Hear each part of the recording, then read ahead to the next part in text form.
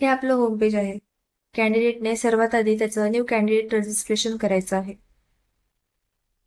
Name fill करताना SSC किंवा HSCच्या मार्कशीटनुसार fill करा व त्यामध्ये सिंगल स्पेस असेल याची खात्री घ्या.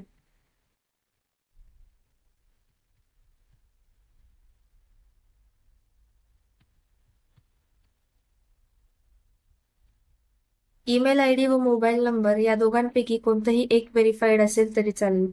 त्याच्यावरतीच तुमचं पुढचं कम्युनिकेशन होणार आहे.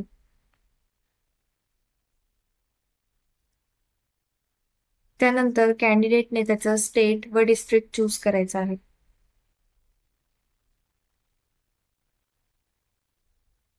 पासवर्ड क्रिएट करताना तो सोपा व कुठेतरी नोट करून ठेवावा. त्यानंतर रजिस्टर म्हणा. तुम्हाला तुमच्या मोबाईल नंबरवर एक OTP येईल, तो इथे एंटर करा. नंतर सबमिट करा. पुढे कॅन्डिडेटला आता लॉग इन करायचं आहे. जो ID तुमच्या टेक्स्ट मेसेजवरती आला होता तो इथे एंटर करा. रजिस्ट्रेशन करताना जो पासवर्ड तुम्ही क्रिएट केलेला आहे तो सुद्धा इथे एंटर करा. कॅप्चा कॅल्क्युलेट करून लॉग इन करा. पुढे आपण स्क्रुटिनी मोड सिलेक्ट करणार आहोत. स्क्रुटिनी मोड सिलेक्ट करताना इथे 2 टाईप दिलेले आहेत, ई स्क्रुटिनी आणि फिजिकल स्क्रुटिनी. इथे खाली नोट्स दिले आहेत त्या वाचाव्यात. ई स्क्रुटिनी जर कॅन्डिडेट सिलेक्ट करत असेल तर त्याला त्याचे डॉक्युमेंट ऑनलाईनच व्हेरीफाय करून मिळतील व त्याच्यामध्ये काही डिस्क्रिपन्सीज किंवा चेंजेस निघाले तर ते सुद्धा त्यांना ऑनलाईनच व्हेरीफाय करायला सबमिट करावे लागतील. त्यानंतर त्याला FC सेंटरला जायची गरज नाही. जर कॅन्डिडेट फिजिकल स्क्रुटिनी मोड सिलेक्ट करत असेल तर त्यांना त्यांचे डॉक्युमेंट्स त्यांच्या जवळच्या FC सेंटरला घेऊन जावे लागतील. स्लॉट सिलेक्ट करताना त्यांच्या डिस्ट्रिक्टनुसार त्यांना जवळचे कॉलेजेस मिळणार आहेत. कॉलेज सिलेक्ट करून त्यांना इथे त्यांच्या शेड्यूलनुसारची डेट मिळणार. त्यानंतर इथे स्लॉट सुद्धा अवेलेबल आहेत, ते सिलेक्ट करून कॅन्डिडेटला पुढे जायचं आहे. स्क्रुटिनी मोड सिलेक्ट करून झाल्यावर proceed further to fill application form select करायचा आहे. त्यानंतर कॅन्डिडेटला टाईप डिटेल्स विचारतील. पहिले इथे तुम्हाला क्वालिफाईंग एक्झामिनेशनचं बेस सिलेक्ट करावं लागेल. जर ग्रुप 1 सिलेक्ट केलं तर ते 12वीच्या बेसवर होईल. ग्रुप 2 जर सिलेक्ट केलं तर त्यांना इथे क्वालिफिकेशन फिल करावं लागेल.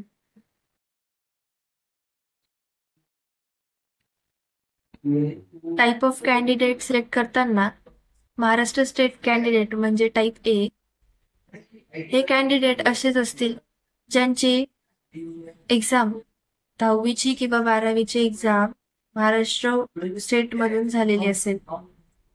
टाईप B मध्ये असे कॅन्डिडेट येतील ज्यांची एक्झाम बाहेरनं झालेली असेल पण त्यांचे आई वडील किंवा तो स्वतः महाराष्ट्र स्टेटमध्ये डोमिसाईल असेल. टाईप B मध्ये त्यांना त्यांचं डोमिसाईल सर्टिफिकेट सबमिट करावं लागतं. तसंच type C, type D, type E व OMS कॅन्डिडेट ह्या सर्वांची इन्फॉर्मेशन इथे खाली दिलेली आहे, ती व्यवस्थित वाचून टाईप सिलेक्ट करावा. OMS कॅन्डिडेट फक्त इन्स्टिट्यूट कोट्यासाठी एलिजिबल असतील, म्हणजे ऍप्लिकेशन फिल केल्यानंतर त्यांना डायरेक्ट इन्स्टिट्यूटकडेच जायचं आहे. त्यानंतर सेव्ह अँड प्रोसीड करा. पुढे आपल्याला रिझर्वेशन डिटेल्स सिलेक्ट करायचे आहे.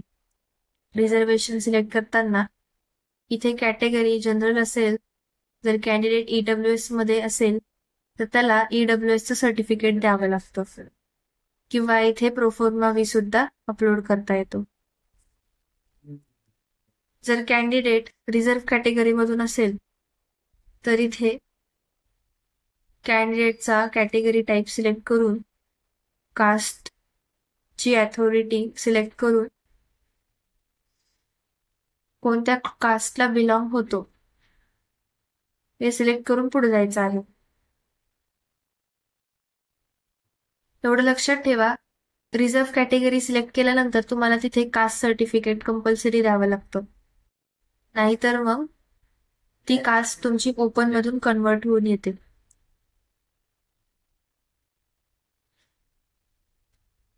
जर कॅन्डिडेट दिव्यांग असेल तर त्याला त्याचे डिसॅबिलिटी टाईप सिलेक्ट करून त्या रिलेटेड डॉक्युमेंट्स द्यावे लागतील. कॅन्डिडेट जर ऑर्फन असेल तर त्याला प्रोफर्मा यू जोडावा लागेल. कॅन्डिडेट जर डिफेन्स मधून असेल म्हणजे कॅन्डिडेटचे पालक जर डिफेन्स मधून असतील तर त्यांना त्यांचा डिफेन्स टाईप सिलेक्ट करून त्यांचं डॉक्युमेंट सबमिट करायचं आहे. ते डॉक्युमेंट म्हणजेच प्रोफॉर्मा सी सुद्धा ते अपलोड करू शकतात. पुढे आपल्याला रिझर्वेशन डिटेल्स सिलेक्ट करायचे आहे. रिझर्वेशन सिलेक्ट करताना इथे कॅटेगरी जनरल असेल, जर कॅन्डिडेट EWS मध्ये असेल तर त्याला EWSचं सर्टिफिकेट द्यावं लागतं किंवा इथे प्रोफॉर्मा वी सुद्धा अपलोड करता येतो. जर कॅन्डिडेट रिझर्व कॅटेगरीमधून असेल तर इथे कॅन्डिडेटचा कॅटेगरी टाईप सिलेक्ट करून कास्टची अथॉरिटी सिलेक्ट करून कोणत्या कास्टला बिलॉंग होतो हे सिलेक्ट करून पुढे जायचं आहे. एवढं लक्षात ठेवा, रिझर्व कॅटेगरी सिलेक्ट केल्यानंतर तुम्हाला तिथे कास्ट सर्टिफिकेट कंपल्सरी द्यावं लागतं. नाहीतर मग ती कास्ट तुमची ओपन मधून कन्वर्ट होऊन येते.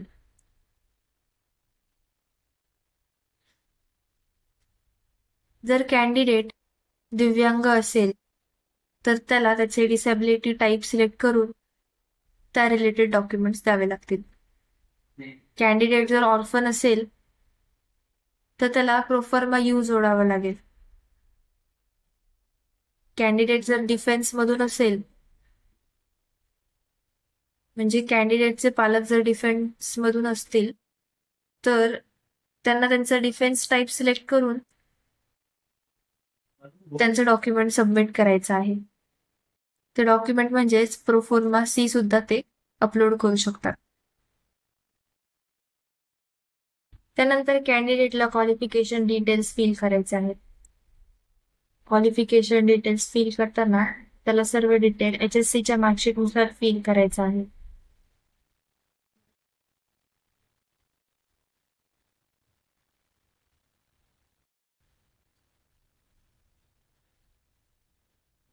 खाली त्याचे मार्क ऑटो फेच होऊन येतील.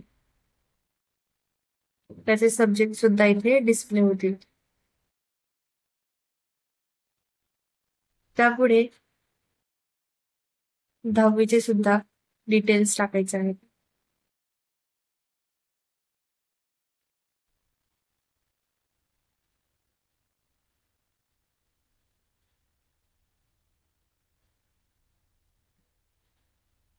इथे ऑटोफेच सुद्धा होऊ शकतात एका वेळेला, पण जर नाही झाले तर तुम्ही इथे मॅन्युअली फिल करा. पुढे कॅन्डिडेटला पर्सनल डिटेल्स फिल करायचे आहेत. पर्सनल डिटेल फिल करताना ते व्यवस्थित फिल करायचे आहेत, नंतर त्याच्यामध्ये चेंजेस करता येणार नाहीत.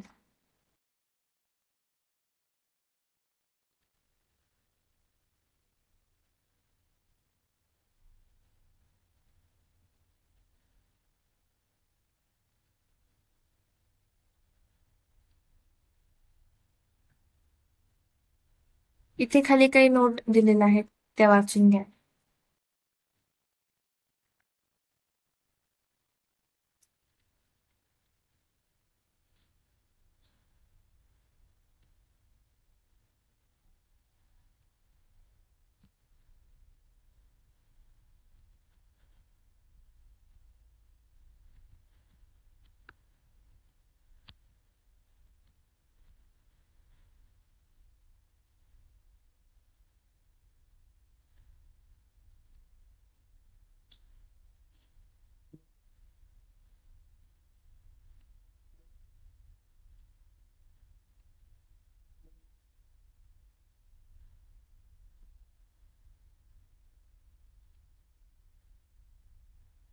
कम्युनिकेशन डिटेल्स फिल करून झाल्यावर इथे कॉन्टॅक्ट डिटेल्स येतील. कॉन्टॅक्ट डिटेल्स मध्ये टेलिफोन नंबर नाही टाकले तरी चालेल. तसंच सेव्ह अँड प्रोसीड करा. पुढे तुम्हाला फोटो अपलोड करायचा आहे. फोटो अपलोड करताना इथे इम्पॉर्टंट इन्स्ट्रक्शन्स दिलेले आहेत. साईज, हाईट, क्वालिटी, फॉर्मॅट व ते कसं अपलोड करायचं हे सुद्धा दिलेलं आहे. इथे तुम्हाला सॅम्पल पण दिले. इथे तुम्ही फोटोची ऍडजस्टमेंट सुद्धा करू शकता.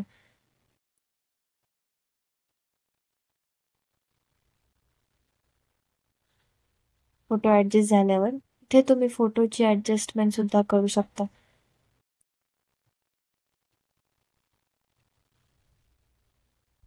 पुढे तुम्हाला डॉक्युमेंट्स अपलोड करायचे आहेत. डॉक्युमेंट अपलोड करताना इथे नोट दिल्या आहेत त्या व्यवस्थित वाचाव्यात व त्याची साईज व फॉर्मॅट लक्षात घेऊन डॉक्युमेंट अपलोड करावे. सिलेक्ट डॉक्युमेंट करून नंतर अपलोड करा. त्यानंतर तुम्हाला स्टेटस ग्रीन दिसेल, म्हणजेच ते डॉक्युमेंट अपलोड झालेलं आहे. तुम्ही इथे व्ह्यू सुद्धा करू शकता व डिलीट सुद्धा करू शकता.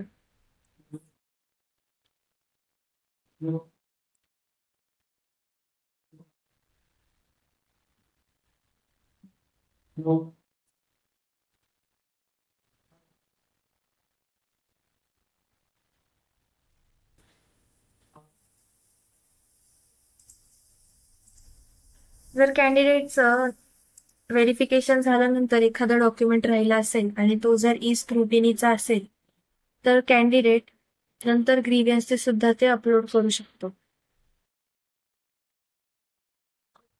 इथे ज्या ऑप्शनला स्टार दिसतील ते डॉक्युमेंट्स मॅन्डेटरी आहेत. ज्याला स्टार नाहीये ते नंतर सबमिट केले तरी चालतील. डॉक्युमेंट्स अपलोड करून झाल्यावर सबमिट करा. पुढे तुम्हाला पेमेंट करायचं आहे. ओपन कॅटेगरीसाठी 400 रुपये फी आहे. तसेच रिझर्व्ह कॅटेगरीसाठी 300 रुपये फी आहे. पे नाव करून तुमचा पेमेंट मोड सिलेक्ट करा.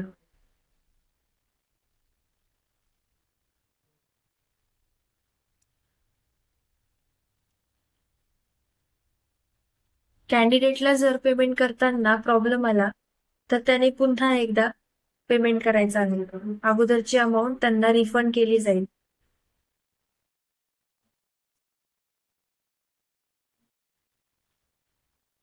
इथे आपलं पेमेंट सक्सेसफुल झालेलं आहे.